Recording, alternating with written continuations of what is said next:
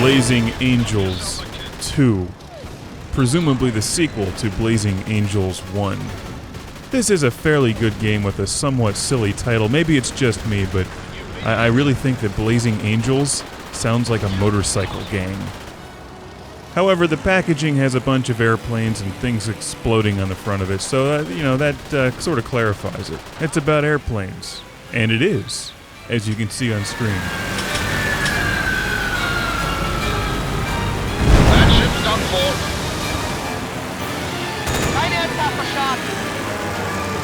for. Blazing Angels 2, just like saying that, Blazing Angels 2 was released in 2007. This is on the Xbox 360, plays in high definition, and it's a good-looking game and an arcade-style flying shooter game set in a sort of fictional storyline in World War II. With a bucket load of commendations and a warning about his attitude. I did that one.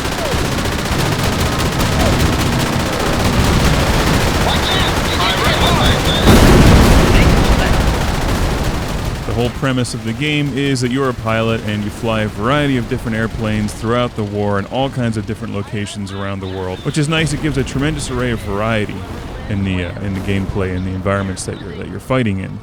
There's a storyline that's told through some really cool, kind of unique stylized comic book / voice dialogue, live action animation sequences. The Germans are developing some super weapon or something. And of course it's your job to blow up everything in sight to stop them.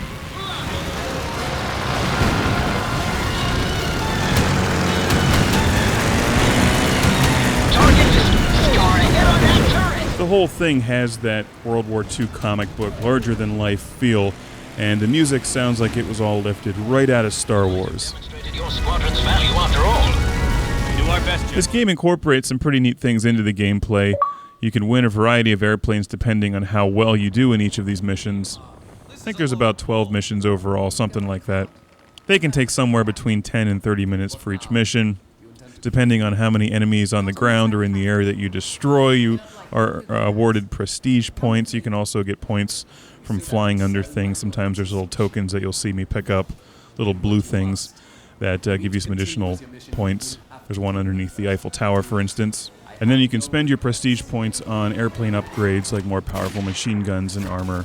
And in the background here is one of the stylized comic book voice dialogue scenes, which I think are pretty cool. These are well done.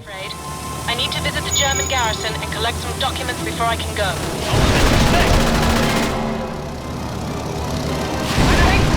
I've reached the garrison and I'm heading in.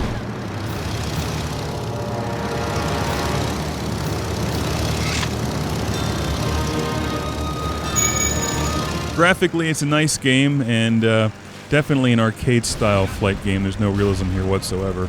You simply cannot stall this airplane no matter how hard you try.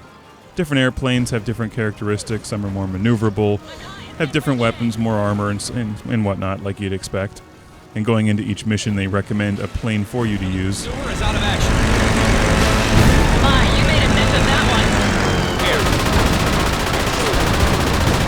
one. The game falls a bit short in a few areas. The biggest gripe that I have is with the controls. This game is a lot like Project Sylphid, Arc of Deception, which I reviewed earlier in the year for the Xbox 360, which is almost identical to this game, except you're flying spaceships. You use the D-pad to control your squadron in a similar fashion. The thing with this game is that you're using the left analog thumbstick to steer and go up and down and left and right, and then you use the right thumbstick to control your speed. And there's only two different control setups you can choose from, neither of which really worked well for me. I thought that if there was a way to actually combine both of the control setups for the simulation and arcade mode, it would have worked better. And that's something that Project Sylphid did. And I remember in that game, every single button on the Xbox controller was used for something in controlling your spaceship. So in short, what I'm trying to say is I would have preferred a customizable controller option, because I thought that the controls they gave you were the weakest part of the game. But by no means does it make it unplayable. I just thought they did a much better job in a game like Project Sylphid when it comes to the details of turning left and right, banking, and also adjusting your speed. Around the bridge, and this will get a lot easier. Doing my best, Teach. Hold her steady.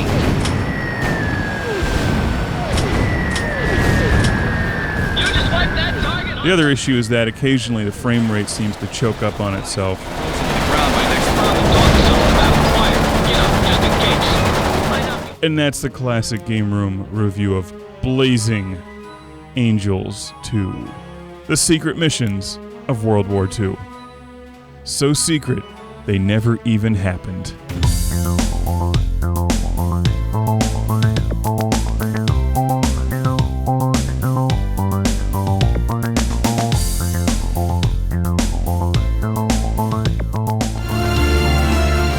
I've no intention of walking to France in these heels, Captain. You knew all along, you sly fox.